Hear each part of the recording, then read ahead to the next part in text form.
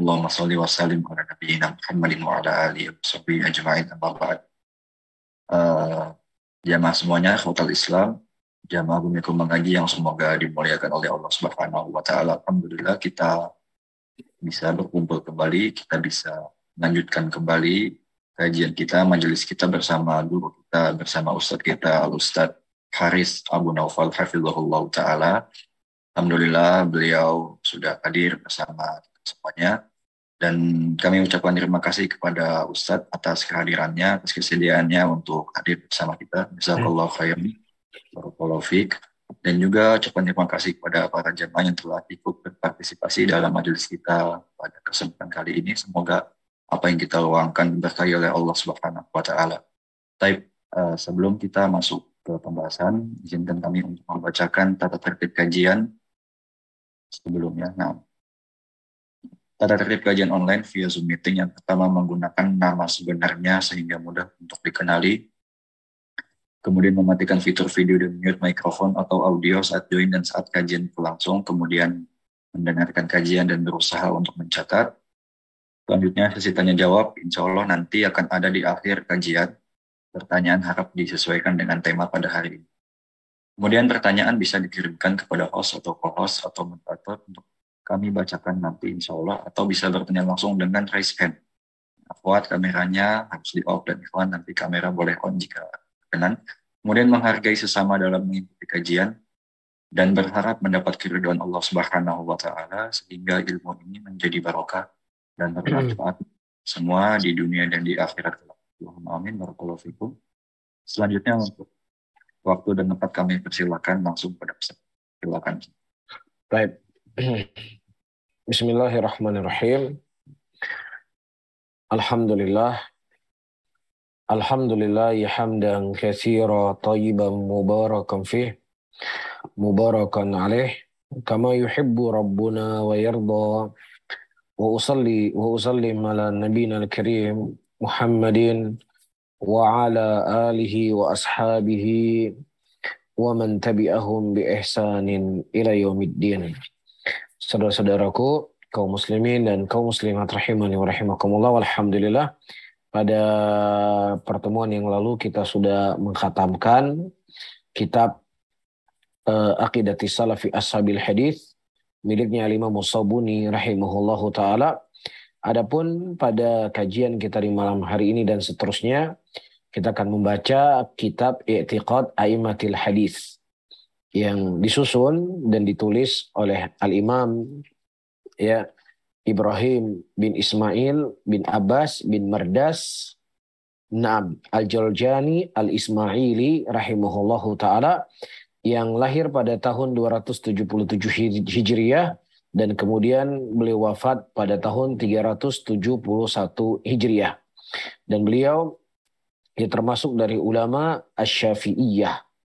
Ya, dan syarah yang akan kita baca adalah syarah Syekh Dr. Ahmad Ibrahim Al-Uthman, dan beliau mensyarah beberapa kalimat-kalimat yang disebutkan oleh Al-Imam Al-Ismaili rahimahullahu ta'ala dalam kitab beliau ini. Dan sebelum kita masuk kepada pokok dari inti kitab tersebut, kita ada baiknya membaca muqaddimah yang ditulis oleh beliau, syarih hafizahullahu ta'ala. Beliau mengatakan, innal hamdalillah nahmaduhu wa nasta'inuhu wa nastaghfiruh wa na'udzu billahi min syururi anfusina wa sayyiati a'malina may yahdihillahu fala mudilla lahu wa man yudlil fala hadiyalah. Wa asyhadu an la ilaha illallah wahdahu la syarikalah wa asyhadu anna Muhammadan abduhu wa rasuluh. Qala Allah ta'ala ya ayyuhalladzina amanu taqullaha haqqa tuqatih wa la tamutunna illa wa antum muslimun. Wa qala ta'ala ya ayyuhan nasu taqu rabbakumul ladzi khalaqakum min nafsin wahidah wa khalaqa minha zawjaha wa batha minhuma rijalan katsiran wa nisaa wattaqullaha alladzi tasaaluna bihi wal arham innallaha kana 'alaikum raqiba. Wa qala ta'ala ya ayyuhalladzina amanu taqullaha wa qulu qawlan sadida yuslih lakum a'malakum wa yaghfir lakum dhunubakum wa man yuti'illaha wa rasulahu faqad faza fawzan 'azima. Amma ba'du, fa inna ilmal aqidati min asyrafil ulumi id syarful ilmi bi syarfil ma'lum. Kata beliau, sesungguhnya ilmu akidah adalah ilmu yang paling mulia. Kenapa? Dikarenakan mulianya ilmu itu tergantung dengan apa yang dibahas dalam ilmu tersebut. Ketika ilmu akidah, bisyarfil ma'lum, al-ma'lum adalah Allah yang sedang kita bahas. Nah, ketika kita membahas tentang Allah, tentang iman kepada Allah, hak Allah, maka menjadilah itu ilmu yang paling mulia di antara semua ilmu-ilmu yang ada. Ya, apakah di ilmu nahu, apakah ilmu sharaf, apakah ilmu hadis, apakah itu ilmu usul, ataukah ilmu fikih, itu semuanya kedudukannya di bawah dari ilmu akidah. Ya, maka para ulama ketika mereka membagi ilmu itu dibagi menjadi dua. Ada ilmu yang namanya ilmu al-wasilah, ada yang namanya ilmu ghayah. Adapun ilmu wasilah adalah ilmu nahu, ilmu hadis, ilmu usul fikih. Adapun ghayah daripada ilmu adalah ilmu akidah, ilmu tauhid, karena di dalamnya kita mempelajari tentang hak-hak Allah, dalamnya kita pelajari tentang iman kita kepada Allah Subhanahu wa taala. Sebagaimana disebutkan oleh syarih hafizahullahu taala, fahadzal ilmu ilmun billahi subhanahu bi wa asma'uhu wa sifatuhu. Ya. Atau ilmun billahi subhanahu wa asma'ihi wa sifatihi. Fahuwa yajibu haqiqata ta'alluhi lillahi tabaraka wa ta'ala wa ziyadata mahabbati wa ta'zimihi wa ijlalihi. Kata beliau, ini merupakan ilmu yang membahas tentang Allah Subhanahu wa taala, menjelaskan tentang nama-namanya dan juga menyebutkan tentang sifat-sifatnya. Ya, dan dia Allah Subhanahu wa taala adalah zat yang hakikat untuk kita agungkan. Ta'alluhi yaitu zat yang kita agungkan, zat yang kita ibadahi. Ya, waziyadah, dan juga sebagai bentuk tambahan kecintaan kita kepada Allah, pengagungan kita kepada Allah, dan bentuk pemulihan kita kepada Allah Rabbul Alamin. Karena seseorang ketika dia hanya mengenal Allah, hanya sebatas saya sebagai seorang muslim, keluarga saya muslim, saya tinggal di komunitas muslim, lahir dalam keadaan muslim, yang mana muslim mereka menyembah Allah. Cukup, hanya sebatas itu dia mengenal Allah. Maka tentunya pengenalan dia kepada Allah tidak memberikan efek yang besar dalam kehidupannya. Sampai dia mempelajari akidah, sampai dia mempelajari tauhid, sampai dia mempelajari Allah dengan nama-nama dan sifat-sifatnya. Nah, ketika dia mempelajari akidah, mengenal Allah dengan nama-nama dan sifat-sifatnya, disitulah akan bertambah kecintaan dia kepada Allah, bertambah keagungan dia kepada pengagungan dia kepada Allah, dan bertambah pemulihan dia kepada Allah Rabbul Alamin. Wa hadzal ilmu yu'arrifuka bihaqqillahi al-khalis alladzi la yajuzu sarfuhu li ghairillahi tabaraka wa ta'ala.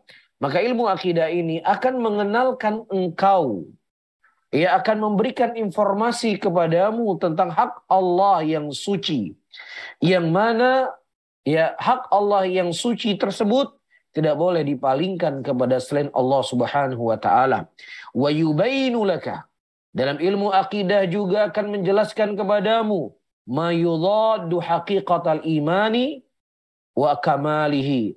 Ya, menjelaskan kepadamu apa yang bertolak belakang dari hakikat keimanan dan hal-hal yang mengurangi dari kesempurnaan iman tadi. Jadi ilmu akidah yang kita pelajari dari buku-buku para ulama, apakah buku akidah A'immati Alil Hadis yang disusun oleh Al-Imam Al-Ismaili rahimahullah, dan buku-buku akidah yang lain menjelaskan kepada kita tentang hakikat penghambaan diri kita kepada Allah, dan juga menjelaskan di dalamnya hal-hal yang menyelisih dari hakikat keimanan dan menyelisih dari kesempurnaan iman itu sendiri. Ya, itu pelajaran akidah. Sehingga mau tidak mau kita akan membahas kelompok ini, kelompok itu. Mau tidak mau kita akan membahas ya orang-orang yang menyimpang dari akidah, orang-orang yang menyimpang dari tauhid. Dan demikian buku-buku yang ditulis oleh para ulama kita. Apakah kitab Aqidatus Salaf yang telah kita baca, ya, ataukah kitabnya Al-Ajuri, ya, ataukah kitab Ibnu Battah, ataukah kitab para ulama-ulama yang lainnya, menjelaskan kepada kita hakikat bagaimana kita beriman kepada Allah, hakikat bagaimana kita menghambakan diri kepada Allah, dan juga menjelaskan dalam kitab tersebut jalan orang-orang mujrimin, jalan orang-orang yang menyimpang dari akidah yang lurus. Bahkan Al-Quran yang Allah Subhanahu wa Ta'ala datangkan kepada kita. Fungsi dari Al-Quran sebagai petunjuk dan bentuk petunjuk Al-Quran adalah menjelaskan dan menerangkan ya mana jalan yang baik dan mana jalan yang jelek. Sebagaimana Allah Subhanahu wa Ta'ala katakan dalam ayatnya, wa kadzalika nufassilul ayat litastabina sabilul mujrimin.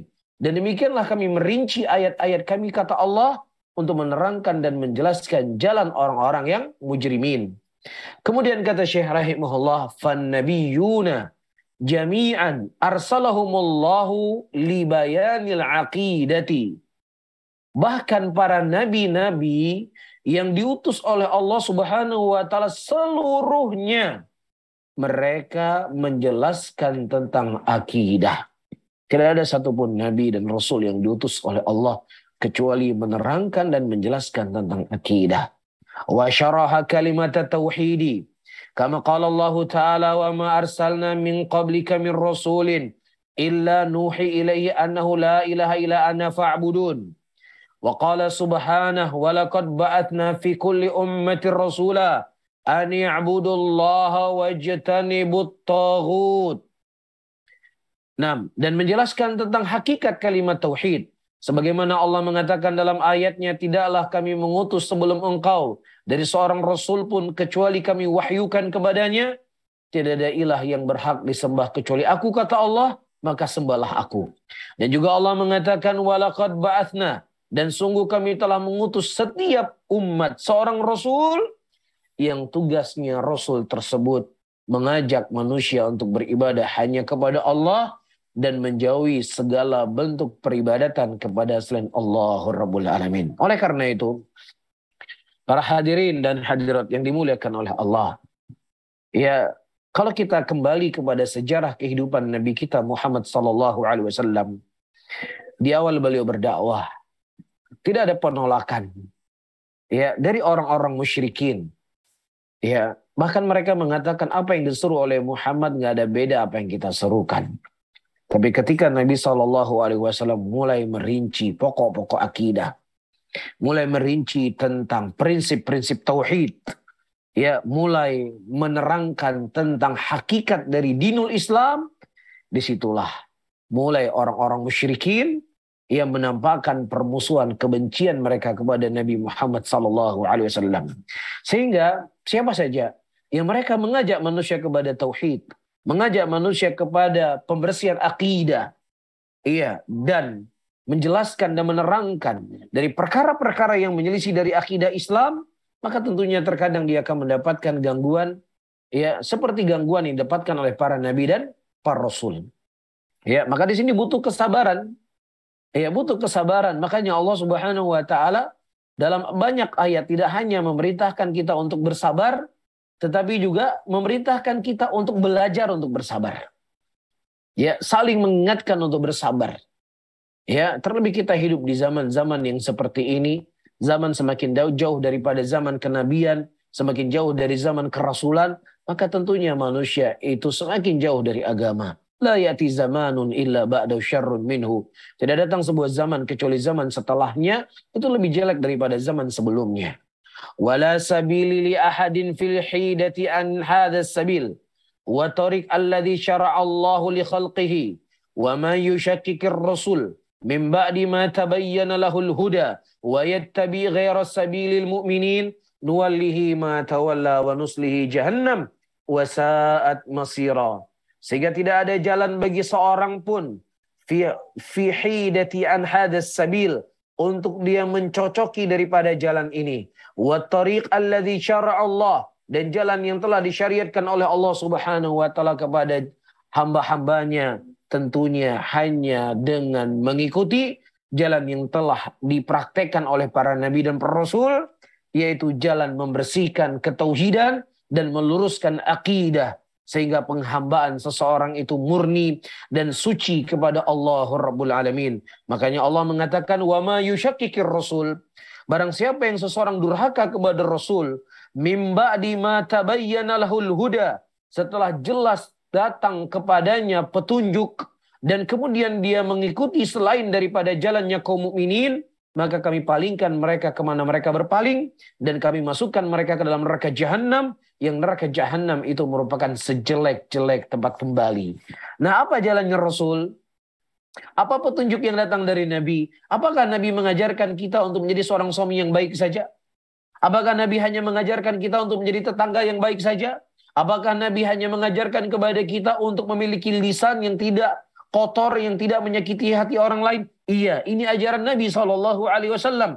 Tetapi Nabi SAW bukan hanya ini yang beliau ajarkan kepada kita. Tapi juga beliau mengajarkan kepada kita apa itu hakikat tauhid. Juga mengajarkan kepada kita apa itu hakikat keimanan. Apa itu hakikat dari sunnah beliau. Dan juga Nabi menyerangkan dan menjelaskan kepada kita juga apa itu hakikat dari kesyirikan. Ya, apa dari hakikat kekufuran dan dari hakikat kebidahan yang menyelisih daripada jalannya beliau. 6. Fahadha sabilun wa tariqun ja'alahu Allahu li rusulihi wa atba'ihim ila yaumil qiyamah. Maka jalan ini, ya, dan tariq ini, ya, metode ini Allah Subhanahu wa taala jadikan kepada rasul-rasulnya dan juga pengikut-pengikut rasulnya sampai yaumul qiyamah. Allah mengatakan, kul hadhihi sabili ad'u ilallah ala basiratin ana wa man ittaba'ani wa subhanallahi wa ma ana minal musyrikin.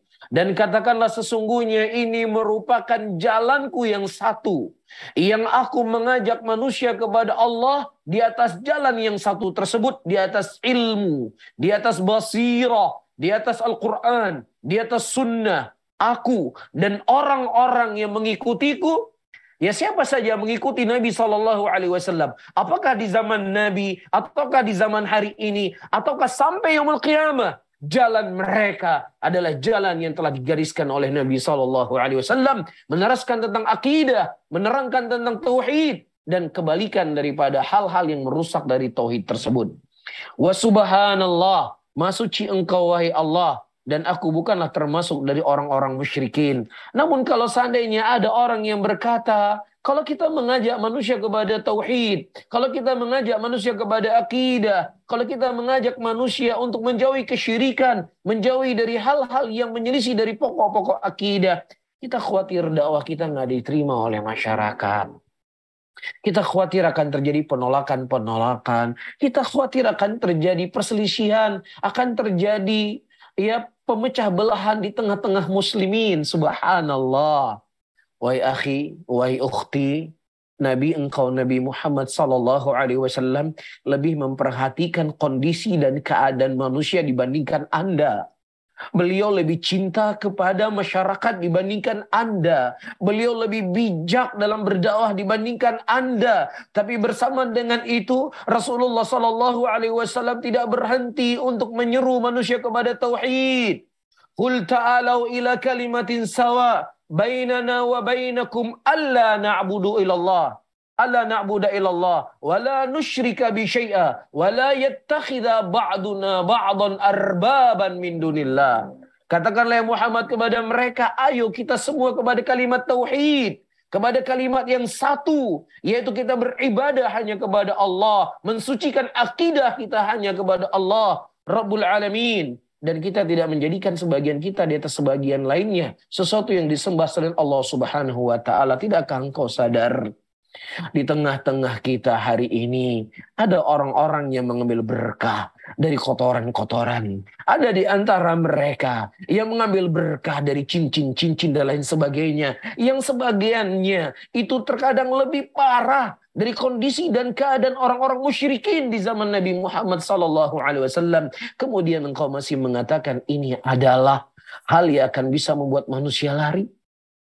Iya, kita harus membuat manusia lari dari kesyirikan kepada tauhid, lari dari penyimpangan akidah kepada sunnah, lari dari, ya, hal-hal yang bisa merusak keimanan mereka kepada manhajus salaf. Ini yang harus kita dakwahkan. Kita tidak dibebani oleh Allah untuk manusia semua mendapatkan hidayah. Kita hanya dibebani oleh Allah untuk mengajak manusia kepada tauhid. mengajak manusia kepada Allah, mengajak manusia kepada jalannya Rasulullah sallallahu alaihi wasallam. Bisa difahami ya? Wa talabatul ilm wal ulama'u warathatul anbiya'i yaqumuna bima aujaballahu alaihim minal balagh wan nasihah lil ibad fi ta'limin nas hadil aqidah wa yuaddunaha ilaihim bima tilqa'al tabi'un an ashabin nabi sallallahu alaihi wasallam safiyan min kadaril bid'i wa syau'ibil ahwa wad dalalat. Maka penuntut ilmu dan juga para ulama dan juga para pewaris-pewaris para nabi, mereka menjalankan apa yang Allah Subhanahu wa taala wajibkan kepada mereka dari balagh, menyampaikan nasihat kepada hamba-hamba Allah dalam memberikan pengajaran kepada mereka tentang pokok-pokok akidah, dan kemudian mengarahkan mereka dari apa yang diambil dari para tabi'in, dari sahabat Rasulullah sallallahu alaihi wasallam, sofian, yang itu merupakan akidah yang suci dari kotoran-kotoran kebidahan, kotoran-kotoran ahwa, dan juga kotoran-kotoran kesesatan. Nah, wallahu a'lam bishawab, teman-teman semuanya, para hadirin hadirat, kita break sesaat karena kita sudah qomat. Ya, kebetulan masjid kita di samping studio. Ya, mungkin saya tutup dulu. Subhanallah bihamdika asyhadu an la ilaha illa anta astaghfiruka wa atubu ilaik. Wassalamualaikum warahmatullahi wabarakatuh.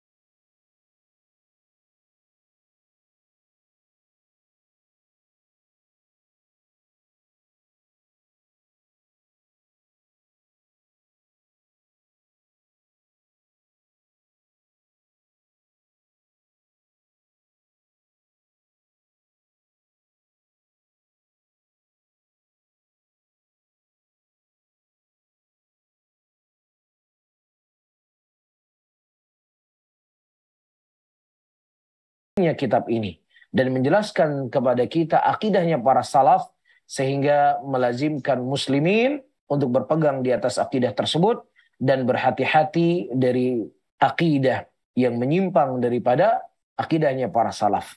Fi hadzal juz, maka dalam bagian ini pada juz ini aku akan mensyarah beberapa potongan dari akidah Abu Bakar Al-Ismaili. Jadi Syekh rahimahullahu taala wa hafizah, ya pensyarah kitab ini tidak mensyarah semua dari isi kitabnya Al-Imam Al-Ismaili rahimahullahu taala, tetapi beliau mengambil beberapa potongan-potongan kalimat-kalimat dari Al-Imam Al-Ismaili rahimahullah yang berketerkaitan dengan biluzumil jamaah, ya wajibnya kita berpegang teguh di atas jamaah, dan juga al-amru bil ma'ruf wan nahyu anil munkar, juga menjelaskan tentang bab mengajak manusia kepada kebaikan dan mencegah manusia dari kemungkaran, dan juga menjelaskan tentang bab talabul ilm, dan juga bab mujanabatul bid'ah, ya bab untuk menjauhkan kebidahan, wal khiyanah wal ightiyal wal ghibah, ya dari akhlak-akhlak yang jelek tersebut. Kemudian kata beliau, wa tariqati fi syarh, dan tariqahnya saya dalam syarah ini, ya saya akan menyebutkan pertama kali ucapannya Al-Ismaili, potongan ucapan Al-Imam Al-Ismaili rahimahullah, dan kemudian ya wallahu a'lam bishawab, apakah maksudnya di sini beliau menjadikan ucapan Al-Imam Al-Ismaili rahimahullah ucapan yang pendek kemudian beliau syarah dengan syarah yang mencakup dari apa yang diinginkan oleh Syekh, misalnya beliau masalah bid'ah, maka beliau akan menerangkan apa itu bid'ah dari ucapan para ulama, demikian dan demikian. Kemudian aku akan mensyarah dari kitab tersebut. Ya, wa tariqati fi syarah, dan tariqahnya saya dalam mensyarah kitab ini adalah takrir kullu qit'atin. Ya, saya akan mentakrir, akan menguatkan dari setiap potongan dari akidah dengan dalil-dalilnya dari kitab dan sunnah dan ijma' dan ucapan para salaf, dan thumma ubayyin ma yudaddu, dan juga aku akan menjelaskan apa yang perselisihan kepada akidah salaf fi dzalik, dalam bab ini. Misalnya dalam bab asma dan sifatnya Allah. Ya, bagaimana Ahlus Sunnah meyakini tentang sifat Allah, bagaimana Ahlul Bidah meyakini dari sifat-sifat Allah Subhanahu wa taala tersebut. Begitu dalam bab iman, beliau akan menjelaskan apa itu iman dalam pandangan Ahlus Sunnah dari Al-Qur'an dan sunnah Rasulullah dan ucapan para salaf, dan juga beliau akan menerangkan kelompok-kelompok yang mereka tersesat di dalam memahami bab keimanan tersebut. Baik. Kemudian para hadirin dan hadirat yang dimuliakan oleh Allah Subhanahu wa taala, thumma ubayyin fasad hadil mukhalafah minal kitab wa sunnah, dan kemudian aku akan menjelaskan rusaknya penyelisihan dari akidah tersebut dari Alkitab dan sunnah dan ijma' dan juga ucapan para salaf, sehingga tidak terkesan bahwasanya ini merupakan opini yang dibangun oleh syarih ya dalam menyalahkan akidah orang, dalam menyalahkan ya keyakinan orang, tapi tidak. Tapi beliau akan mendatangkan penyelisihan tersebut dari dalil Al-Quran dan juga sunnah Rasulullah Sallallahu Alaihi Wasallam dan juga ijma' para ulama dan ucapan para salaf tentang permasalahan tersebut. Wa inni la arju an akuna wufiqtu fi hadha syarh, dan aku berharap agar Allah Subhanahu wa taala memberikan taufik kepadaku dalam mensyarah kitab ini. Wa qumtu biwajibin tawdih, dan aku menjalankan kewajiban untuk menerangkan, ya untuk memperjelas wabayan aqidatis salafi, penjelasan tentang akidah salaf, wa takribuha, dan untuk pendekatan li talibiha, ya pendekatan kepada penuntut ilmu yang ingin mengenal bagaimana akidah para salaf tersebut. Walhamdulillahi rabbil alamin. Baik, kita lanjut kepada inti kitab kita. Qala Abu Bakar Al-Ismaili rahimahullahu taala, beliau mengatakan wa yarawna mujanabata al-bid'ati, dan mereka para aimatul hadis ya memandang untuk kita menjauhi kebid'ahan. Ya, apa sih pentingnya kita membahas bid'ah? Dan mungkin ini adalah sesuatu yang sudah berulang-ulang. Baik, ini sesuatu yang sudah kita lewati dari sekian banyak kitab, apakah yang kita baca ataukah dibaca oleh guru-guru kita yang lainnya. Pertama, kita katakan segala sesuatu yang diingatkan oleh Nabi Shallallahu Alaihi Wasallam, maka itu akan memberikan efek yang sangat jelek untuk agama kita, untuk kehidupan kita. Itu hal yang perlu kita yakini. Bukankah Rasulullah Shallallahu Alaihi Wasallam telah mengingatkan sebagian para sahabat yang berjaga di Bukit Roma agar mereka tidak turun dari bukit tersebut kemudian ada sebagian mereka turun yang kemenangan tadinya berada di tangan muslimin, tetapi ada sebagian sahabat yang ketika itu tidak menjalankan apa yang diminta oleh Nabi Shallallahu Alaihi Wasallam, yang kemudian kemenangan itu lepas dari mereka. Ya, ini menunjukkan kepada kita menyelisihi hadis, menyelisih usul, menyelisih pokok dari ajaran Nabi Muhammad Sallallahu Alaihi Wasallam. Ada perkara yang akan menghancurkan kita, dan Nabi Sallallahu Alaihi Wasallam sebagai bentuk kasih sayangnya kepada kita mengingatkan kita semuanya akan bahayanya perbuatan bid'ah. Iyyakum wa muhdatsatil umur wa kullu bid'atin dhalalah wa kullu dhalalatin finnar.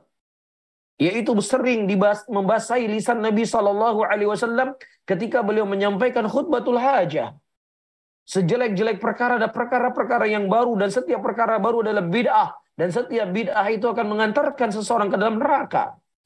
Begitu juga para sahabat Rasulullah Sallallahu Alaihi Wasallam yang hidup setelah Rasulullah, yang mereka memiliki kecintaan agama melebihi daripada cintanya kita, yang mereka memperjuangkan agama lebih hebat dari perjuangannya kita.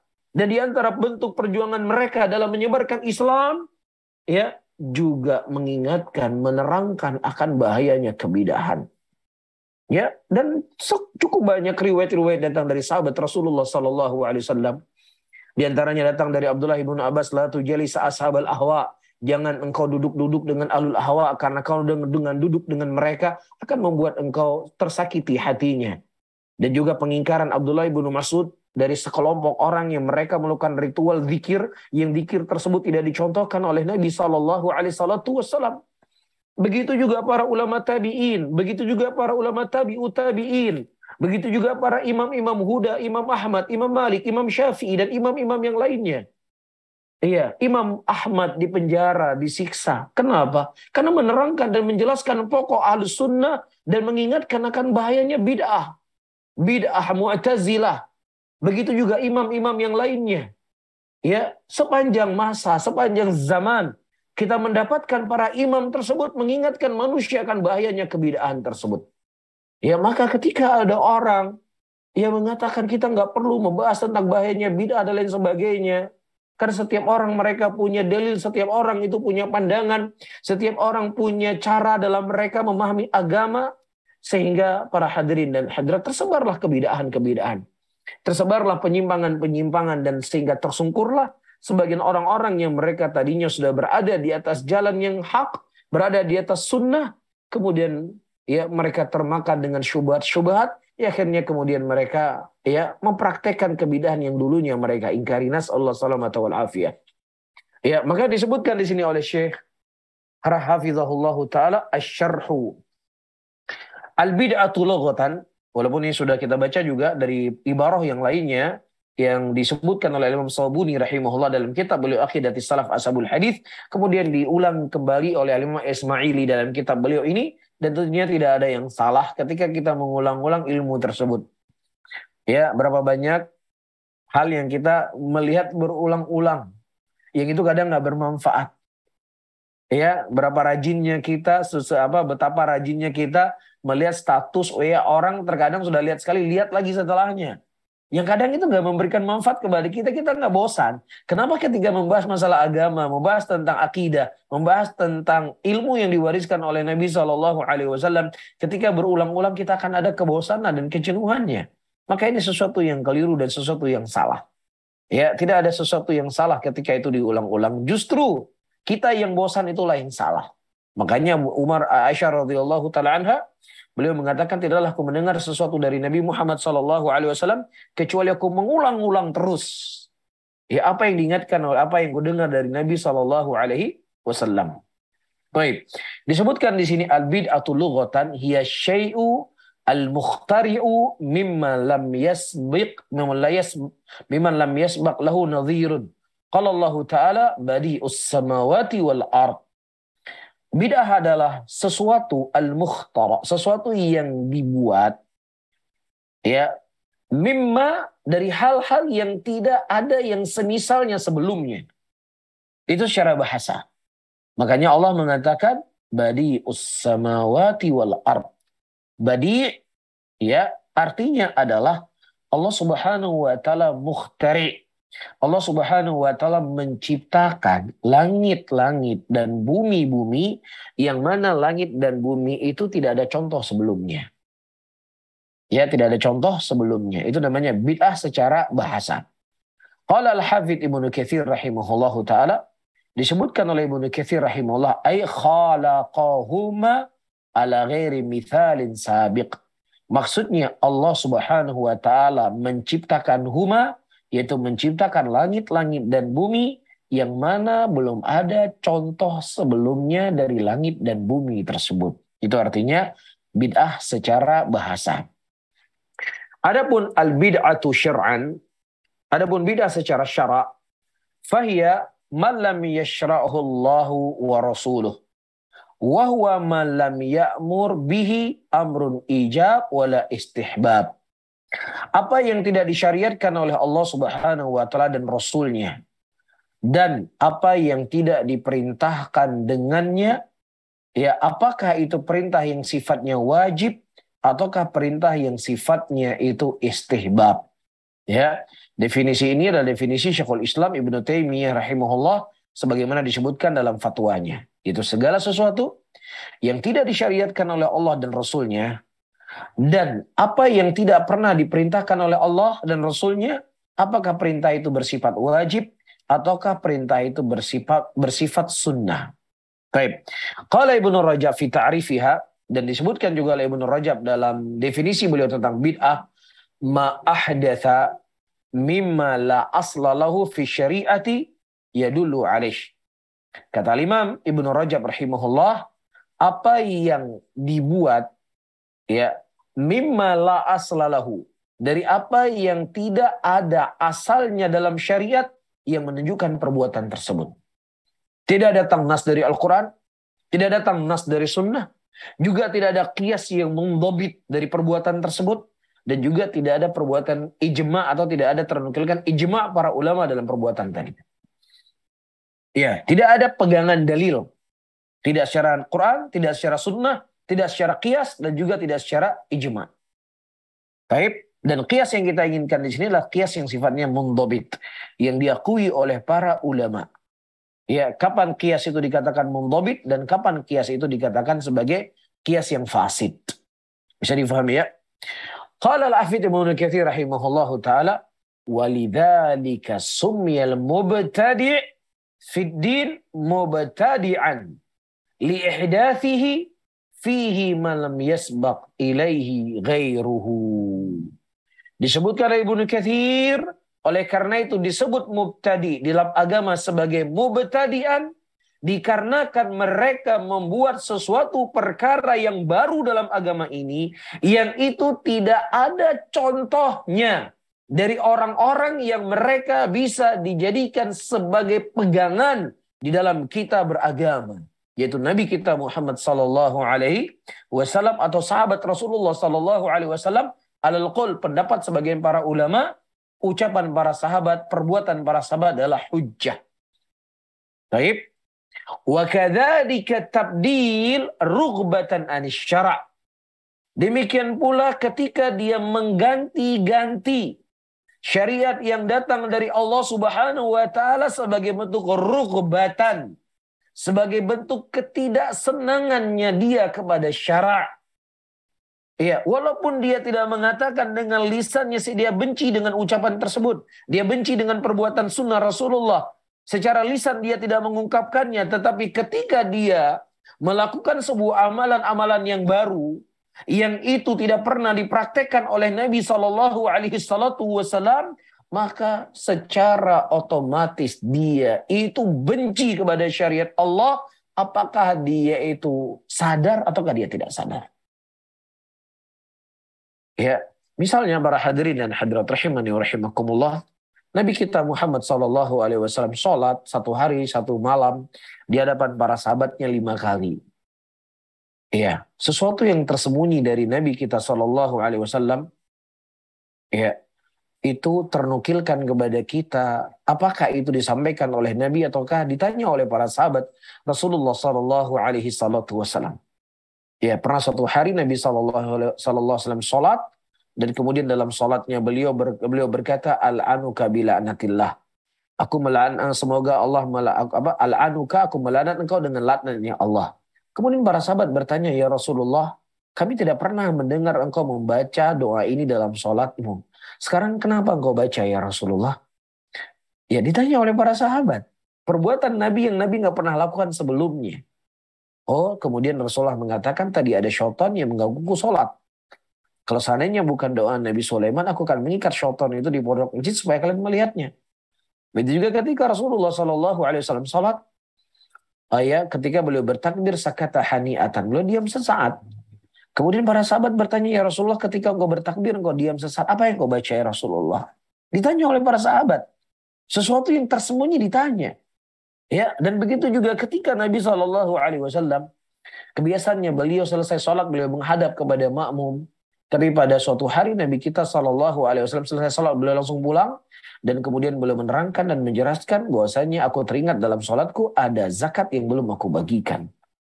Ya, nah apalagi sesuatu yang telah nampak dari Nabi Muhammad SAW. Nabi selesai sholat, terkadang beliau membaca astaghfirullah. Dan terkadang selesai sholat beliau membaca Allahu Akbar. Ya, sampai-sampai Abdullah ibnu Abbas radhiyallahu taala anhu beliau berkata, kami mendengar suara gemuruh takbir ya sebagai petanda bahwasanya sholat itu sudah selesai. Dan para ulama menerangkan hadis gemuruh takbir ini, apakah disunahkan seseorang itu untuk mengangkat suara ketika dia bertakbir? Naam. Disunahkan seseorang untuk mengangkat suaranya ketika dia bertakbir. Ya, kalau seandainya suara yang tidak diangkat pada waktu itu, maka Abdullah ibn Abbas tidak mendengar suara gemuruh petanda bahwasanya sholat itu sudah selesai. Namun takbir yang suaranya gemuruh itu, ada sebagian para ulama memahami maksudnya adalah takbir Allahu Akbar, Allahu Akbar, Allahu Akbar, selesai sholat.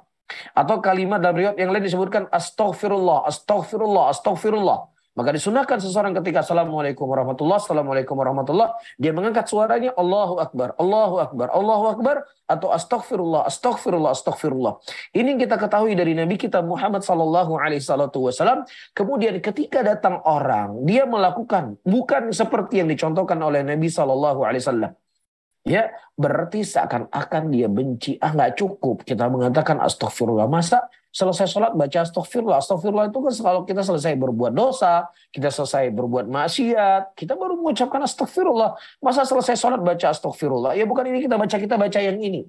Walaupun dia nggak mengatakan dengan lisannya dia benci dengan sunnah Nabi, tapi secara perbuatannya, ya seakan-akan Anda mengatakan nggak cocok mengucapkan kalimat ini. Ini yang lebih cocok. Ini yang lebih bagus. Bisa difahami? Qala Syekhul Islam rahimahullahu ta'ala, at-tabdil wa i'tiqadun. Tahlil ma haramallahu wa tahrim ma ahalallahu. Syekhul Islam Ibnu Taimiyah rahimahullah mengatakan at-tabdil, mengubah-ubah adalah i'tiqad, menghalalkan apa yang diharamkan oleh Allah dan mengharamkan apa yang dihalalkan oleh Allah Subhanahu wa ta'ala. Allah mengatakan halal, dia katakan haram. Allah katakan haram, dia katakan halal. Ini namanya tabdil. Dia nggak meninggalkan, dia ganti. Ya, dia nggak meninggalkan. Makanya kata Syekh di sini, wa tabdil yakhtalifu anit tarki wa qad haqaqa farqa bainahuma Syekhul Islam Ibnu Taimiyah rahimahullahu taala. Dan tabdil itu berbeda dengan tark. Dan perbedaan di antara tabdil dengan tark itu telah dijelaskan, diterangkan oleh Syekhul Islam Ibnu Taimiyah rahimahullahu ta'ala. Sebagaimana disebutkan oleh syarih di sini, para hadirin dan hadirat rahimani wa rahimakumullah. Faqala, beliau mengatakan, inna qawlahu, ucapan Nabi SAW, atariku lidinihil mufaraqatu lil jamaah. Seseorang meninggalkan agamanya dan dia menyelisih al-jamaah wa qad yufassir bil maharib qata'it tariq. Dan di sini ditafsirkan bil maharib, yaitu orang yang mereka membuat kerusakan, merampas harta manusia, ya, dan orang-orang yang menghalangi manusia. Qata'it tariq. Qata'it tariq itu di antara mananya lah perampok. ya para perampok yang membuat kerusakan, ya, ataukah mana yang lainnya. Baik. Dan juga di sini disebutkan qaulu atariku lidin mufarqul jamaah wa lihadza wasafa bi firaqil jamaah innama yakuna hada bil muharabah. Ya, apakah bisa artinya dengan dia lari, dia enggan bersama jamaah, dia meninggalkan agamanya, dia meninggalkan kepemimpinan sebuah negeri atau al-jamaah, diinginkan apakah jamaah muslimin ataukah jamaah dari sahabat Rasulullah sallallahu alaihi wasallam. Dia muharabah, dia pergi, dia meninggalkannya. Baik. Wa qala fayakunu tarku dinihi ibaratun an khurujihi an mawjibid din. Sehingga meninggalkan agama inilah sebuah ibarah yang dimana dia keluar dari agama dari hal-hal yang itu adalah perkara yang wajib dalam agama itu.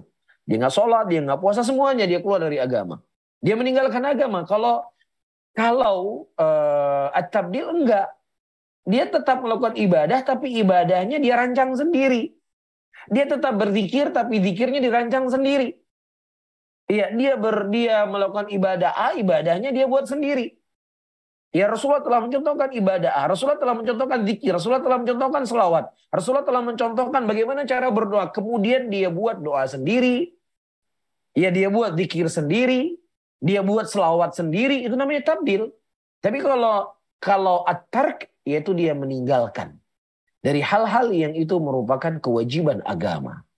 Maka wa yufarriqu baina tarkid din wa tabdilihi. Maka disinilah perbedaan di antara meninggalkan agama dan menggantikan agama. Bisa difahami ya? Wa kadzalikal kalamu fil hadithi fi man yudhad an haudin Nabi sallallahu alaihi wasallam hamalau salaf ala ahli riddah. Qala Aslam ar-Razzaz al-Wasiti al-Mashhur bil bibahshal. Haddatsana Hasan bin Shabib ibnu Rashid ibnu Matar. Qala haddatsani akhi bibatin. Qala qultu lisyarik ya Aba Abdillah qaulun Nabi sallallahu alaihi wasallam innakum ahdatstum ba'di irtadaitum ala aqabikum ala ma humiltum hadza qala ala ahli riddah. Ya, disebutkan dengan sanadnya di sini para hadirin orang-orang yang mereka dihalau tidak boleh untuk minum dari haudnya Nabi sallallahu alaihi wasallam, dan ucapan Nabi di sini adalah innakum ahdatstum, kalian telah membuat hal-hal yang baru setelahku sehingga kalian telah melepaskan itu dari ya leher-leher kalian. Maka ditanyakan apa yang kau maksudkan dari hadis ini, ditanyakan kepada Syarik. Kemudian maksudnya irtadaitum ala aqabikum, yaitu orang-orang yang mereka melepaskan agama dari leher-leher mereka. Maksudnya mereka murtad dari agama Allah Subhanahu wa taala. Berarti mereka irtadai. Irtadai artinya melepaskan, atar, meninggalkan agama. Maksudnya dia murtad dari agama Allah. Wa'lam anna salafa qad ista'malu hadhil ahadits fi ahli bidah. Tetapi ada juga dari kalangan para ulama salaf membawa hadis orang-orang yang mereka dihalau minum dari haudnya Nabi sallallahu alaihi wasallam adalah ahlul bidah.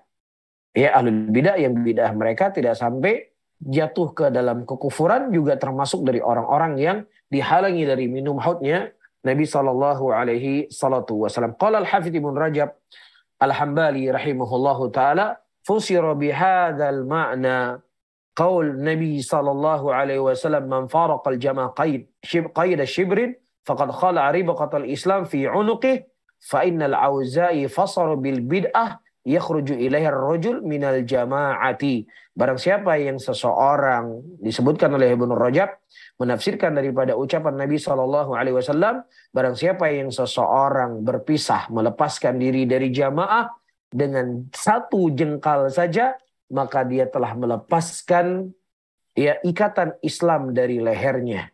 Dan Al-Imam Al-Auza'i menafsirkan bid'ah di sini di mana seorang laki-laki dia keluar dari al-jamaah, khawarij, ya, yang keluar daripada jamaah muslimin, juga masuk daripada makna hadis ini.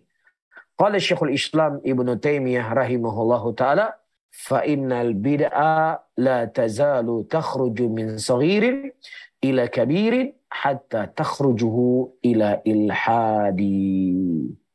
Ya, kebid'ahan tidaklah seseorang berbuat bid'ah yang itu pertama kali dari bid'ah yang kecil, kemudian bid'ah yang kecil ini akan berubah menjadi bid'ah yang besar, kemudian dari bid'ah yang besar akan mengantarkan bid'ah tersebut kepada al-ilhad. Nas'alullah salamata wal afiyah.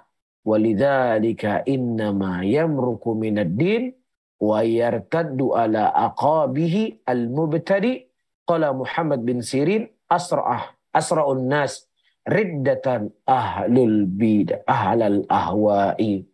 Oleh karena itu, orang yang mereka memisahkan diri dari agama dan kemudian dia melepaskan di atas leher dari lehernya tersebut agama, maka itu adalah seorang mubtadi. Maka disebutkan bahwasanya orang yang paling cepat murtadnya dari agama adalah ahlul ahwa.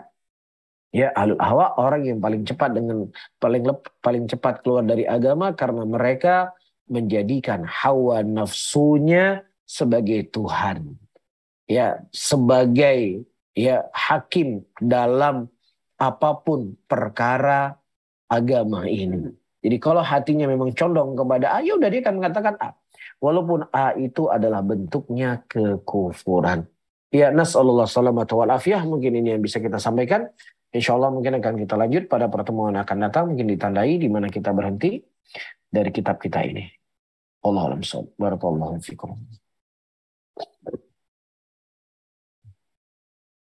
Baik, jazakallah khairan atas penyampaian ilmunya pada kita semuanya. Semoga bisa dipahami dengan baik oleh kita semua dan semoga bermanfaat. Barakallahu fikum jamaah sekalian. Alhamdulillah kita sekarang masuk ke sesi tanya jawab. Kami persilakan untuk jamaah yang ingin bertanya langsung bisa raise hand. Kemudian untuk yang ingin mengirimkan pertanyaan via chat bisa dikirimkan kepada kami moderator untuk nanti akan kami bacakan insya Allah. Baik, kami bacakan pertanyaan yang masuk kepada kami via chat. Ini ada pertanyaan dari hamba Allah. Penanya berkata, Assalamualaikum, izin bertanya. Kita sebagai seorang yang beriman kepada Allah itu diwajibkan untuk mempelajari akidah dari sejak lahir sebagai seorang muslim. Kemudian sering kita lihat ada fenomena banyak kaum muslimin yang sudah dari kecil tumbuh sebagai seorang muslim dari keluarga yang muslim, kemudian dia murtad. Fenomena murtad ini di Indonesia cukup banyak kita saksikan. Maka bagaimana cara mengantisipasi dan kira-kira apa penyebabnya orang-orang yang seperti ini, Ustaz? Baik, para hadirin dan hadirat rahimani wa rahimakumullah. Segala sesuatu yang terjadi di muka bumi ini adalah takdir yang Allah Subhanahu wa taala takdirkan. Ada orang yang tadinya kafir kemudian dia masuk Islam, atau ada orang yang tadinya Islam kemudian dia murtad dari agama Allah Subhanahu wa taala. Itu semua adalah takdirnya Allah Subhanahu wa taala, dan di balik takdir itu bukanlah sesuatu bentuknya paksaan dari Allah, tetapi dialah yang memilih untuk menjadi kufur. Makanya dalam ayat Allah mengatakan, ya falamma azaghu azaghallahu qulubahum. Dan ketika mereka itu sesat, memilih untuk sesat, kemudian Allah akan sesatkan mereka. Nuwallihi ma tawalla. Dan kami palingkan mereka kemana mereka berpaling. Ya, jadi kesesatan, penyimpangan itu adalah manusia yang memilih untuk kesesatan tersebut, sehingga dengannya Allah semakin menyesatkan dia. Ini pertama yang harus kita ketahui. Kemudian yang kedua, para hadirin dan hadirat, apa sebabnya? Ya, sebabnya cukup banyak. Pertama, apakah dikarenakan kejahilannya? Karena dia tidak mempelajari akidah. Karena Islam itu bukanlah sebuah warisan yang kemudian dia akan menjadi bin salabin akan faham tentang Islam. Ya, walaupun dia hidup di tengah umat Islam, dia hidup dari orang tua, dari rahim seorang muslimah, dari ayah seorang muslim, ataukah seorang kiai, ataukah seorang ustadz, ataukah seorang syekh. Tetapi ketika dia tidak mempelajari Islam, dia tidak mendalami akidah, dia tidak mendalami tauhid, ya maka disitulah kebodohan menyelimuti dirinya. Maka kebodohan inilah yang kemudian akan mudah sekali mengantarkan seseorang kepada kekufuran. Terlebih para hadirin dan hadirat yang dimuliakan oleh Allah. Ya, orang-orang yang menyebarkan kekufuran, itu mungkin kita dulunya kita harus datang ke gereja mereka, kita harus datang ke tempat mereka, kita harus datang berkumpul dengan perkumpulan mereka. Jadi terkadang hari ini itu bisa terakses kapan saja, di mana saja, terdengar dengan telinga kita. Ya, lewat di telinga kita yang tadinya di awal kita menganggap itu sebagai kebatilan, tapi kemudian terdengar bersamaan dengan itu tidak ada benteng yang membentengi diri kita dari kebenaran akan kebatilan apa yang mereka serukan, maka disitulah kemudian akan menanamkan keraguan di awal kali dalam hati seseorang, kemudian ketika tertanam keraguan, kemudian dia keluar dari agama ini. Yang ketiga, tidak ada kesabaran. Ada orang mungkin dia faham akan ilmu, tapi tidak ada kesabaran dalam dia menghadapi kehidupan, tidak ada kesabaran dia dalam menghadapi ujian, tidak ada kesabaran dia dalam menghadapi cobaan-cobaan yang diberikan oleh Allah, kemudian datang kepadanya pilihan-pilihan yang pilihannya itu mengeluarkan dia dari Islam, maka dia bisa murtad dari agama Allah. Atau orang yang berhubungan dengan orang yang bukan seagama, bukan dengan seakidah, kemudian terjadi ikatan pernikahan juga di antara hal yang paling terbanyak. Cinta yang sudah dimabuk cinta dan kemudian tidak dibarengi dengan ilmu yang benar, akhirnya dia menikah dengan orang yang selain agama Islam, kemudian laki-lakinya tersebut mengajak dia kepada kekafiran, ataukah istrinya tersebut mengajak dia kepada kekufuran. Maka banyak sekali sebab-sebab yang membuat orang itu murtad. Maka tentunya caranya pertama kita berdoa dan selalu memohon kepada Allah agar diberikan hidayah, dan kemudian berdoa itu juga membutuhkan sebab. Di antara sebabnya adalah kita terus belajar menggali warisan yang diwariskan oleh Nabi kita Muhammad SAW, itu sebagai bentuk benteng yang kamu bantengi kita dari kekufuran. Wallahu a'lam bishawab.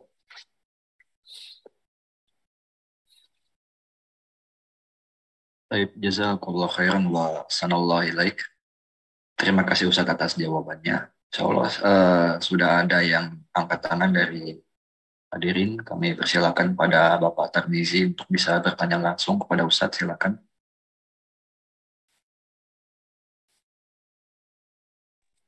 Baik,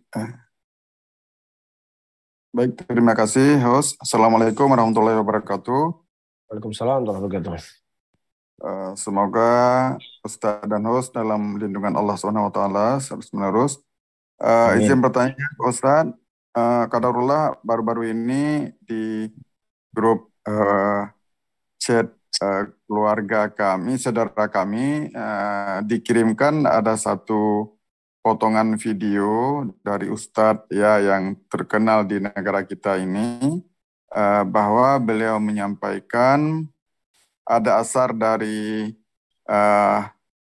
Ibnu Umar radhiyallahu anhu, bahwa beliau menyampaikan kepada para sahabat, jikalau pada saat nanti beliau meninggal, janganlah dikubur seperti menguburkan hewan, tapi bacalah Al-Quran surat Al-Baqarah ayat 1-5 di kepalaku, dan bacakanlah surat Al-Baqarah ayat 3 ayat terakhir di kakiku.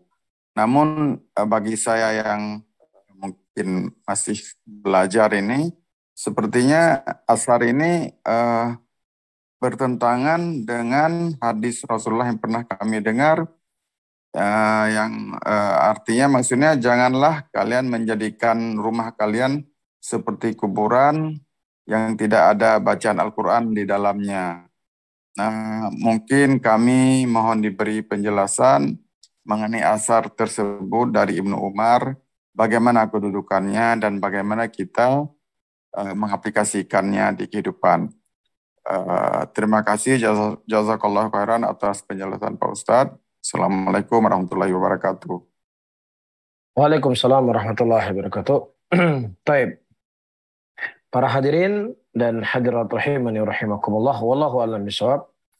Asar tersebut cukup populer, bahkan ternukilkan dari para ulama. Namun wallahu taala a'lam bishawab, apakah asar tersebut adalah asar yang sahih dari Abdullah bin Umar radhiyallahu taala anhu ataukah tidak? Nah, kalau seandainya athar tersebut adalah athar yang sahih dari Abdullah bin Umar radhiyallahu taala anhu, maka kita perlu melihat bagaimana komentar para ulama kita terhadap athar tersebut. Nah, kalau seandainya athar tersebut adalah athar yang tidak sahih, maka sesuatu yang tidak sahih tidak bisa kita praktekkan dan tidak bisa kita amalkan. Ya, dan ini mungkin secara umum dan insya Allah ini akan menjadi PR buat saya untuk meneliti dan melihat bagaimana pandangan para ulama terhadap athar tersebut. Itu akan lebih membuat kita tenang dan juga antum semuanya, dan juga akan pertanggungjawaban di hadapan kita kepada Allah Subhanahu wa taala itu akan lebih ringan. Ya, jadi saya tidak bisa menjawab hari ini. Ya, mohon maaf, dan insya Allah akan tolong diingatkan nanti, akan jadi PR buat saya dan saya pernah melewat athar ini memang, tapi sesuatu itu saya butuh melihat kembali ucapan para ulama tentang masalah ini. Ya, insya Allah kita akhirkan pada pertemuan yang akan datang. Barakallahu fikum. Baik, jazakallah khairan wa ahsanallahu ilaik. Terima kasih Ustaz atas jawabannya. Ana coba bacakan pertanyaan selanjutnya dari hadirin kita. Ini pertanyaan dari salah satu pemirsa di rumah dari Match TV, Ustaz, dari Aceh. Penanya berkata, Assalamualaikum, afwan sebelumnya. Saya ingin bertanya tentang keputusan apa yang harus saya ambil di saat suami saya hendak hijrah ke Australia untuk bekerja dengan alasan ingin kehidupan yang lebih baik lagi. Sementara dengan pekerjaannya sekarang, semua sudah sangat lebih dari cukup. Hati kecil saya tidak mengizinkan karena kami baru saja dikaruniai seorang bayi yang baru berusia 2 bulan. Dan saya juga tidak mampu untuk jarak jauh. Tapi suami saya tidak memperdulikan dengan keluhan dan permintaan saya untuk tetap di Aceh. Mohon pencerahannya, Ustaz. Baik, para hadirin dan hadirat rahimani wa rahimakumullah. Pertama, ya, kalimat hijrah itu secara makna adalah intiqal min biladi syirki ila biladil Islam. Ya, berpindahnya seseorang dari negeri kesyirikan, negeri kufur kepada negeri Islam. Yaitu diantara makna berhijrah. Ataukah dari negeri maksiat kepada negeri ketaatan. Dari negeri kebidahan kepada negeri yang penuh dengan sunnah Rasulullah SAW. Jadi ini yang pertama perlu kita ketahui. Adapun berhijrah dari negeri Islam ke negeri atau negeri muslimin kepada negeri kafir, maka itu bukan hijrah secara bahasa, tapi itu sudah terbahasakan dengan bahasa kita Indonesia. Ya, orang Indonesia, atau kita lah di kalangan kita semuanya. Saya mau berhijrah dari Aceh ke Jakarta, saya mau berhijrah dari ini ke sini, di sini. Maksud dari berhijrah mungkin secara bahasa diinginkan adalah intiqal, pindah. Ya, namun secara makna syara, hal hijrah itu adalah seperti yang kita sebutkan tadi. Ya, makanya Rasulullah menyebutkan setelah kota Mekah itu menjadi kota muslim, menjadi kota Islam dan berhasil direbut dari kalangan musyrikin, Rasulullah mengatakan la hijrata ba'da fatil Mekah. Sudah tidak ada hijrah lagi setelah dibukanya kota Mekah, maksudnya sudah tidak ada lagi hijrah dari Mekah ke negeri yang lainnya karena Mekah sudah menjadi negeri Islam. Ini yang pertama mungkin sebagai faedah buat saya dan juga faedah kepada teman-teman yang lainnya kalau memang bermanfaat. Kemudian yang kedua, ya mungkin perlu komunikasi saja dengan baik dengan suaminya. Ya, karena kita secara hukum asal, para hadirin dan hadirat yang dimuliakan oleh Allah, kita tidak boleh untuk tinggal di negeri-negeri orang kafir. Karena Nabi SAW berkata, aku berlepas diri dari orang-orang yang mereka mati di tengah orang-orang kafir. Ya, nah terlebih di negeri orang kafir, ya akan banyak fitnah buat kita. Fitnah itu terkadang bukan hanya kejelekan, tapi fitnah itu juga kebaikan. Ya, di mana Australia, terlebih Australia ya, karena negeri tersebut apa yang mau saya bilang ya, begitu perhatian pemerintahnya kepada masyarakatnya, ya mereka diberikan sekolah gratis atau diberikan sekolah hutangan untuk sekolah, kapan mereka punya kemampuan dia bayar sekolahnya yang dia telah lalui. Begitu juga siapa yang sakit diobati dengan gratis, atau ada penyakit berbayar. Kalau dia nggak punya uang, sudah berobat dulu. Kapan dia punya uang, dia bisa berobat. Ya, atau kalau dia bekerja dengan 1 jam, dia bisa mendapatkan gaji $30, dapat gaji $50 1 jam bekerja. Sehingga ini merupakan fitnah, yang merupakan kebaikan-kebaikan yang mungkin kita nggak dapatkan di negeri kita sendiri. Ya, sehingga dengan fitnah ini kita khawatir justru dengannya kita akan membenarkan apa yang mereka lakukan, membenarkan apa yang mereka lakukan, yang mereka yakini, akan membenarkan kekufuran mereka. Itu sesuatu yang perlu kita khawatirkan. Ya, sesuatu yang perlu untuk kita takutkan ketika kita telah membenarkan kekufuran. Ya, dan kebetulan saya pernah kajian di Australia, di Sydney, dan saya ingatkan kepada teman-teman ketika mereka cerita, wah di sini ada begini dan begini, saya kan hati-hati karena Allah telah ingatkan kepada kita ujian fitnah itu bisa datang berupa kebaikan ataukah bisa datang berupa kejelekan. Ya, nah apalagi seperti yang disebutkan sudah ada kemampuan hidup di sini dengan kemampuan yang mencukupi, ya, dan kemudian dia tinggal dengan istrinya, dia tinggal dengan anak-anaknya, maka adalah sebuah kenikmatan, ya, sebuah kenikmatan yang untuk kita jaga. Dan berangkatnya kita ke sana terkadang pasti tidak akan memberikan ketenangan dalam hati kita.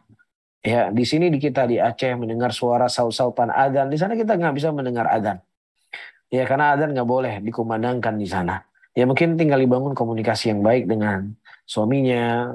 Ya, bagaimana cara yang bagus untuk dia sampaikan. Kemudian dia berdoa kepada Allah Subhanahu wa Ta'ala.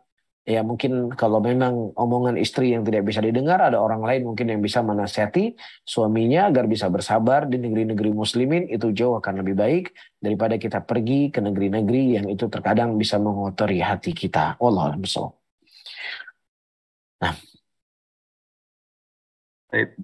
Barakallahu fikum. Assalamualaikum wajazakallahu khairan. Terima kasih Ustaz atas jawabannya. ya, barakallahu fikum. Alhamdulillah sudah dibacakan semua Ustaz pertanyaan yang masuk via chat dan dari hadirin via Zoom.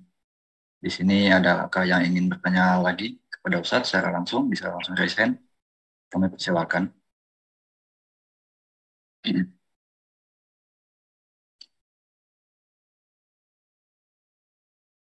Sepertinya sudah tidak ada Ustaz.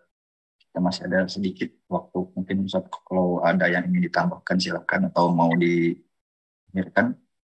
Sudah Ustaz. Baik. Ya, kita lanjutkan. Ada berapa menit lagi Ustaz? Ustaz Agung? Kurang lebih 10 menit Ustaz. Baik, kita baca saja kitab kita. Kemudian qala al-imam atau qala syarih hafizahullahu taala qala Muhammad bin Sirin aydan. Al-Imam bin Sirin rahimahullah beliau berkata, "La kharaja ad-dajjal la ra'aita annahu sayattabi'uhu ahlul ahwa." Ya, kalau seandainya keluar Dajjal, ya, dan engkau akan lihat yang mengikuti Dajjal itu adalah ahlul ahwa. Yang mengikuti Dajjal itu adalah ahlul bidah. Kenapa?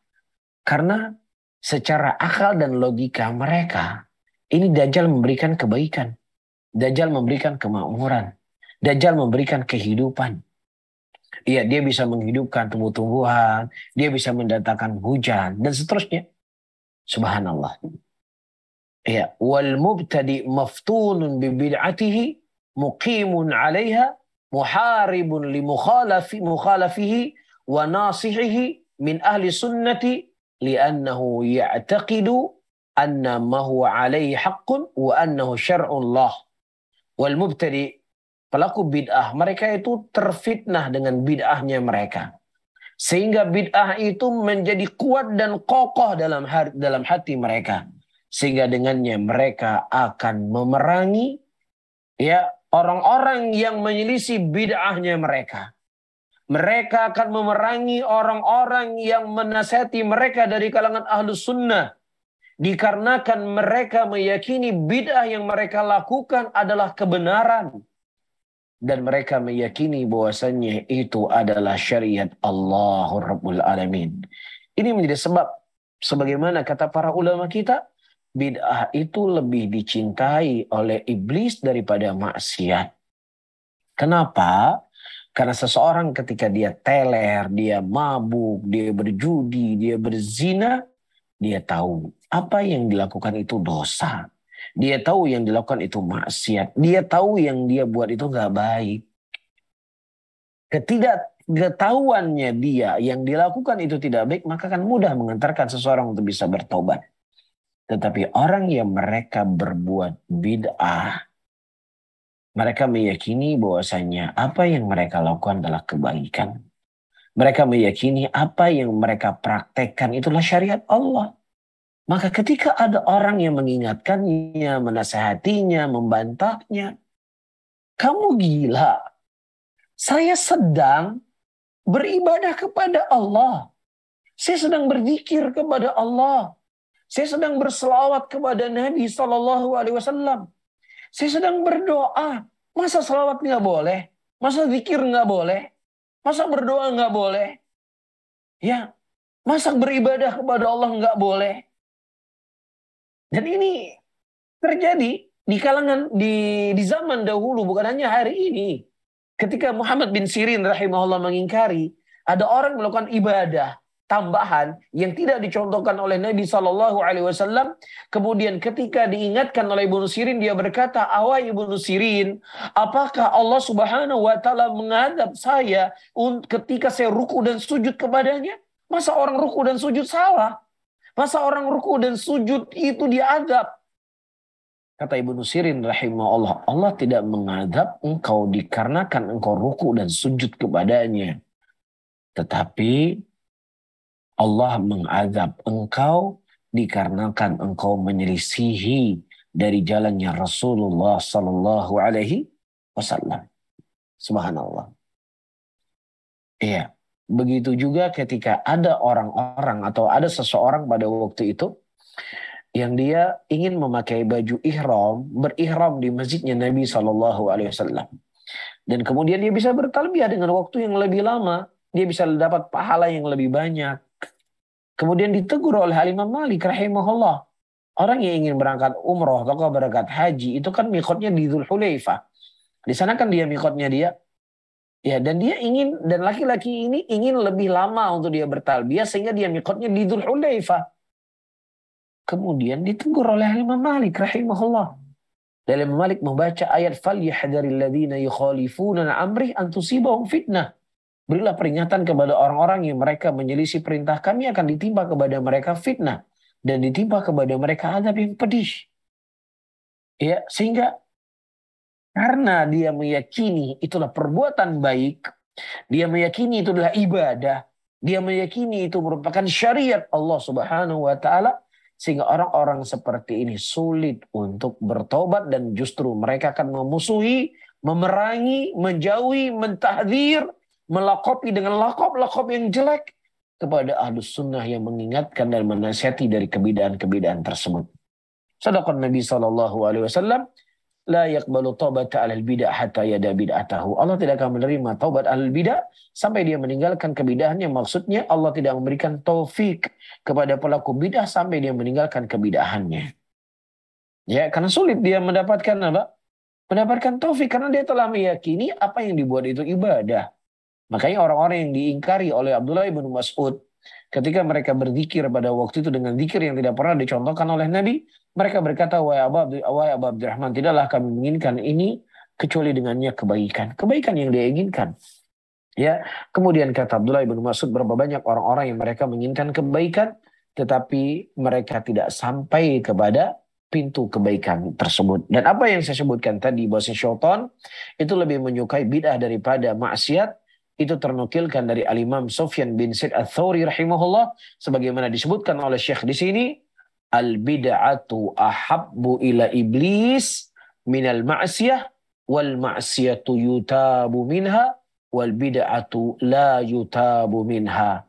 Bid'ah itu lebih dicintai oleh iblis dibandingkan maksiat, karena maksiat itu seseorang akan yutabu alaiha. Diharapkan taubat darinya karena dia tahu apa yang dia buat adalah dosa, apa yang dia buat adalah maksiat, apa yang dia buat adalah sebuah kesalahan.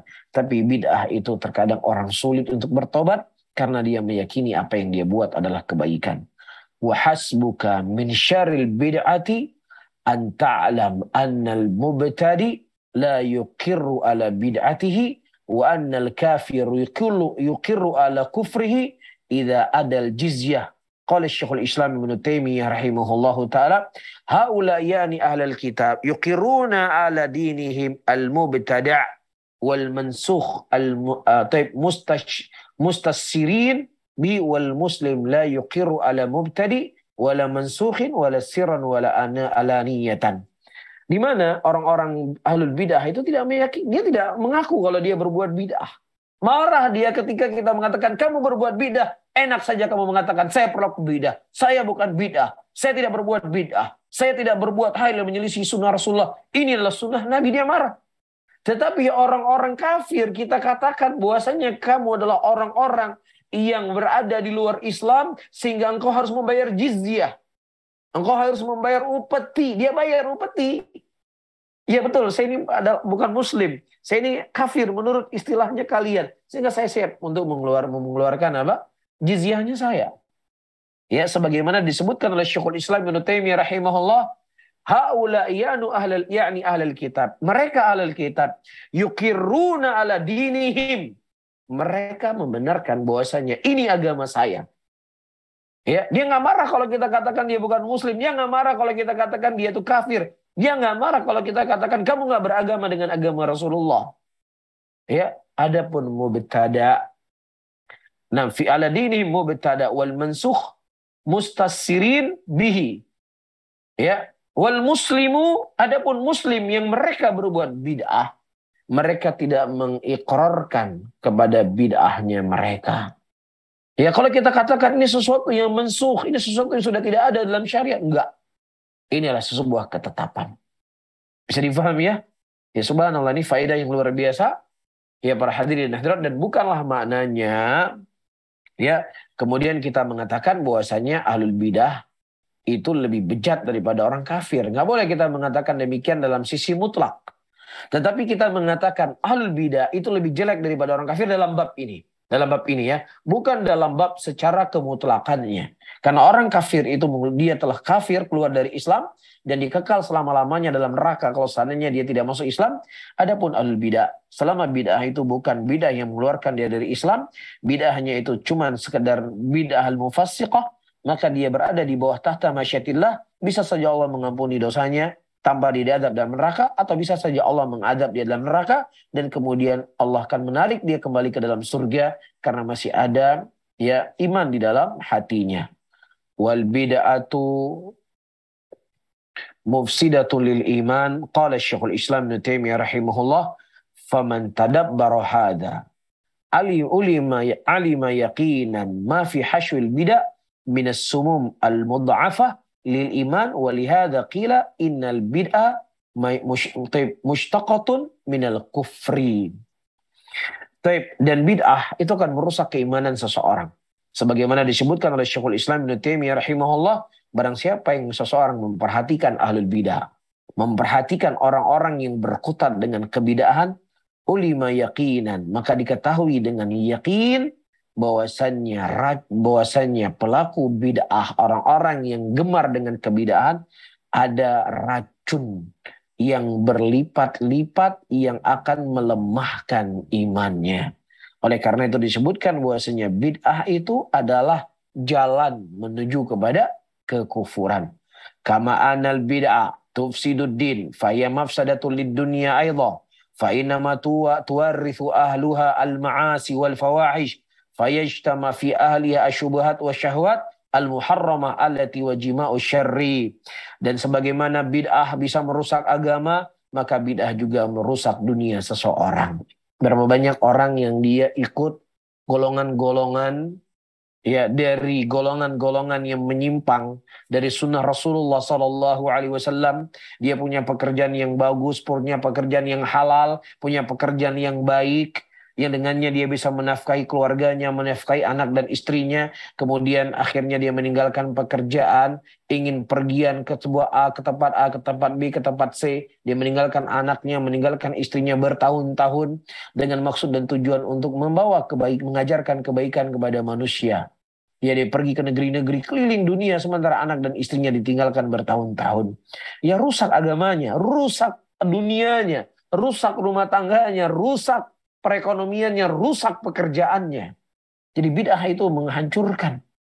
Ya, belum lagi ketika dia harus membayar ini, kalau ininya begini, demikian bayarannya, kalau ini demikian bayarannya, ini demikian bayarannya. sekian banyak hal-hal yang bisa merusak dari agama seseorang. Karena pelaku bid'ah itu juga kata Syekh, ya akan mewariskan dengannya ma'asi, akan mewariskan dengannya fawahish. Ya, maka akan berkumpul pada pelaku bid'ah itu bukan hanya syubhat saja, tetapi juga syahwat yang diharamkan, yang itu merupakan kumpulan dari semua kejelekan. Bahkan Syekhul Islam Ibnu Taimiyah rahimahullahu taala menyebutkan, fa innal bid'a fid din sababul fawahish wa ghairuha minal munkarat. Sesungguhnya kebid'ahan di dalam agama ini merupakan sebab-sebab fawahish dan selainnya dari kemungkaran-kemungkaran, dan beliau mengatakan faqalla man tajid fi i'tiqadi fasadan illa wa huwa yadharu fi amalih, dan sedikit sekali ya engkau mendapatkan orang-orang yang mereka memiliki i'tiqad yang fasad kecuali akan nampak dari mereka amalan mereka. Ya, amalan mereka bukan hanya dari sisi kebidahan dalam agama, tapi mereka berbuat dosa-dosa, berbuat maksiat-maksiat, berbuat kemungkaran-kemungkaran. Nas'alullah salamata wa afiyah, karena satu pintu kejelekan akan membuka pintu-pintu kejelekan yang lainnya. Wallahu ta'ala alam bisawab. Ya, dengan selesai ucapan Syekhul Islam Ibnu Taimiyah rahimahullah, maka berakhirlah kita dalam bab bid'ah ini, dan insya Allah kita akan baca ucapan Al-Imam Al-Ismaili rahimahullah di dalam bab yang lainnya. Wallahu a'lam bishawab. Barakallahu fikum wa jazakumullahu khairan. Jazakallahu khairan atas tambahan dari Ustaz. Namun mohon maaf sebelumnya Ustaz, ini ada satu pertanyaan yang baru masuk dari hadirin, mungkin boleh dibacakan atau? Nah, silakan. Silakan, Anda terserah sama antum. Baik. Dari hamba Allah, penanya berkata, Bismillah, Assalamualaikum warahmatullahi wabarakatuh. Afwan izin bertanya Ustadz, saya diminta untuk memberi bimbingan rohani Islam bagi siswi SMA. Sementara menurut saya masih fakir akan ilmu. Tapi ketika saya tolak, justru yang dipilih untuk mengisi bimbingan tersebut adalah orang yang dekat dengan kebid'ahan. Malah mengajarkan kebid'ahan kepada siswi-siswi tersebut. Pertanyaan saya, bolehkah saya memberikan bimbingan dengan batasan ilmu yang saya miliki, Ustaz? Baik, para hadirin dan hadirat rahimani rahimakumullah, setiap orang ya dia menyampaikan ilmu dari sebatas kemampuan yang dia ketahui. Rasulullah Shallallahu Alaihi Wasallam mengatakan, balightu anni walau ayat, sampaikan dariku walaupun satu ayat. Nah, ketika kita faham materi akan kita sampaikan dan kita kuasai apa yang kita sampaikan, maka kita sampaikan. Ya, terlebih kalau seandainya bukan kita yang menyampaikan, maka akan ada orang-orang lain yang mudaratnya itu jauh lebih besar. Ya, maka di sana ada satu kaidah, kalau seandainya diperhadapkan kepada kita dua mudarat, maka kita mengambil mudarat yang lebih ringan. Nah, apalagi misalnya sekarang kita diperhadapkan di antara maslahat dengan mudarat. Ya, nah kalau seandainya kita tidak maju, yaitu insya Allah ada maslahat dari apa yang telah kita pelajari. Karena kalau kita berbicara pantas, ya kita semua nggak pantas. Ya, semua kita nggak pantas, tetapi kita memberikan sesuatu yang itu adalah kapasitasnya kita. Ya, bab ini saya insya Allah sudah paham, sudah saya pelajari dari guru saya. Udah, sebatas itu kita sampaikan, jangan lebih. Baik, maka itu akan lebih baik daripada kita membiarkan orang-orang yang jauh dari kebaikan, jauh dari sunnah, bahkan dengan kebidahan-kebidahan yang lainnya, ya, yang akhirnya bisa merusak hati mereka, merusak agama mereka, dan merusak agama dunia mereka sekaligus. Nah, wallahu a'lam bishawab. Barakallahu fikum. Waalaikumsalam warahmatullahi wabarakatuh. Jazakallahu khairan Ustaz atas jawabannya. Ada satu penanya lagi Ustaz, boleh diizinkan? Nah, silakan. Ibu Yuniarti. Ya, Pak Ustadz. Assalamualaikum warahmatullahi wabarakatuh, Pak Ustadz. Saya izin bertanya, Pak Ustadz. Saya izin bertanya dengan masalah akidah ini, Pak Ustadz. Saya mau bertanya, kalau akidah kita itu rusak, ciri-cirinya itu gimana, Pak Ustadz? Misalnya kita umat Muslim ya, terus kita numpang di rumah orang yang bukan seagama dengan kita, tapi itu butuhnya waktu lama, itu gimana Pak Ustadz? Ya ibadahnya memang tidak rusak, cuman ya saya tuh masih merasa berdosa kepada Allah gitu Pak Ustadz. Jadi seperti saya tuh mempermainkan Allah gitu Pak Ustadz. Padahal itu kan sebetulnya larangan. Tapi kalau keadaan kita misalnya kita nggak punya saudara lagi gitu Pak Ustadz, di tempat yang seperti itu gimana Pak Ustadz? Akidahnya apa kita rusak apa gimana Pak Ustadz? Ya kan? Baik, para hadirin dan hadirat rahimani rahimakumullah, secara hukum asal kita tidak ada masalah bermuamalah dengan orang-orang non-Islam, ya tidak ada masalah. Dan bahkan kita tidak masalah untuk berbuat baik kepada mereka. La yanhakumullahu 'anil ladzina lam yuqatilukum fid din wa lam yukhrijukum min diyarikum an tabarruhum wa tuqsitu ilaihim. Ya, Allah Subhanahu wa taala tidak pernah melarang kalian untuk berbuat baik kepada orang-orang yang tidak memerangi kalian dan juga tidak mengusir kalian dari negeri-negeri kalian untuk kalian berbuat baik kepada mereka dan berbuat adil kepada mereka dan bersikap adillah kamu dengan mereka. Namun, di sana para ulama memberikan batasan-batasan kapan kita boleh bekerja di tempat orang-orang non-Islam. Yang pertama, apabila pekerjaan tersebut bukan pekerjaan yang haram. Yang kedua, pekerjaan tersebut tidak dengan sistem yang menyelisih dari syariat Allah. Dan yang ketiga, pekerjaan itu bukan pekerjaan yang menghinakan diri kita. Apa misalnya pekerjaan-pekerjaan halal tapi menghinakan diri kita. Kita kerjanya adalah mencuci kotoran orang-orang kafir, mencuci kotoran nenek-nenek atau kakek-kakek yang tua renta. Ya, kita tugasnya menjaga mereka. Ya, makanya tidak dibenarkan karena seorang muslim itu jauh lebih mulia dibandingkan mereka. Dan kita tidak bekerja di tempat-tempat yang itu kita menghinakan diri kita. Kemudian yang selanjutnya, dengan kita tinggal dengan mereka, ya, dan dikhawatirkan, ya walaupun kita bisa beribadah, tetapi kita khawatirkan dengan kita bekerja dengan mereka, tinggal serumah dengan mereka, ya kemudian perbuatan-perbuatan kekufuran, perbuatan-perbuatan kesyirikan, perbuatan-perbuatan dosa dan berbuat maksiat itu menjadi hal terbiasa di mata kita, menjadi hal terbiasa di telinga kita. Kita ketahui bahwasanya hati manusia itu lemah, ya hati manusia itu cepat sekali berubah. Maka ya kita menjauhi hal-hal yang bisa merusak agama kita. Nabi Adam alaihissalam adalah makhluk nabi yang dimuliakan oleh Allah, yang Allah ciptakan dengan kedua tangannya, dan kemudian malaikat diperintahkan sujud kepadanya, dan Allah juga telah ingatkan beliau jangan mendekati pohon yang ada dalam surga tersebut, dengan kalau beliau mendekati pohon itu akan membuat beliau terusir dalam surga.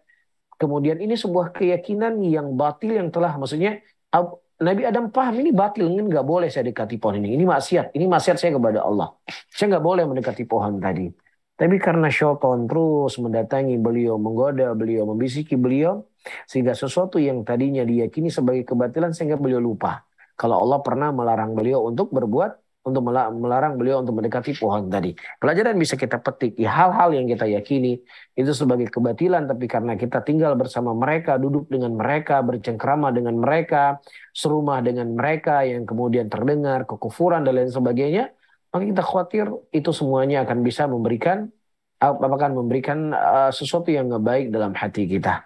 Ya man taraka lillahi syai'an awadallahu khairan minhu. Barang siapa yang seseorang meninggalkan sesuatu karena Allah, maka Allah akan menggantikan yang lebih baik. Ya kecuali seperti yang kita sebutkan tadi, ya kalau seandainya dia bekerja lepas, dia bekerja udah selesai, dia pulang, dia tidak tinggal bersama mereka, ya maka tidak ada masalah. Tapi kalau seandainya tinggal dan memberikan efek yang nggak baik buat akidah kita, agama kita, maka tentunya di sana ada rezeki Allah itu luas dan banyak hal-hal peluang yang bisa kita lakukan dengannya bisa menjaga agama kita. Wallahu a'lam bishawab. Barakallahu fikum wa jazakumullahu khairan. Ustaz, jazakallahu Ustaz atas jawabannya. Assalamualaikum warahmatullahi wabarakatuh. Waalaikumsalam. Baik, jazakallahu khairan. Wafikum barakallahu Ustaz. Sanallahilaikum. Terima kasih atas jawabannya. Kita kira cukup sampai sini Ustaz. Kita akhiri penutupan. Taib ikhwatal Islam, jamaah bumi pengaji ini manapun berada, alhamdulillah kita sampai di penghujung acara. Kita berdoa semoga apa yang kita dapatkan pada hari ini bermanfaat kita semuanya di dunia dan di akhirat. Kemudian juga kita doakan semoga apa yang disampaikan oleh Ustadz berupa ilmu yang bermanfaat ini bisa menjadi pemberat timbangan Ustadz di akhirat kelak. Dan juga ucapan terima kasih kepada para jamaah mengaji dimanapun berada, terutama yang di Emirat Arab.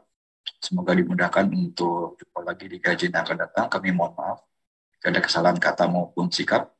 Wa sallallahu ala nabiyyina Muhammadin wa akhiru da'wana alhamdulillahi rabbil alamin. Subhanakallahumma wa bihamdika asyhadu an la ilaha illa anta astaghfiruka wa atubu ilaik. Assalamualaikum warahmatullahi wabarakatuh. Jazakallah khairan Ustaz.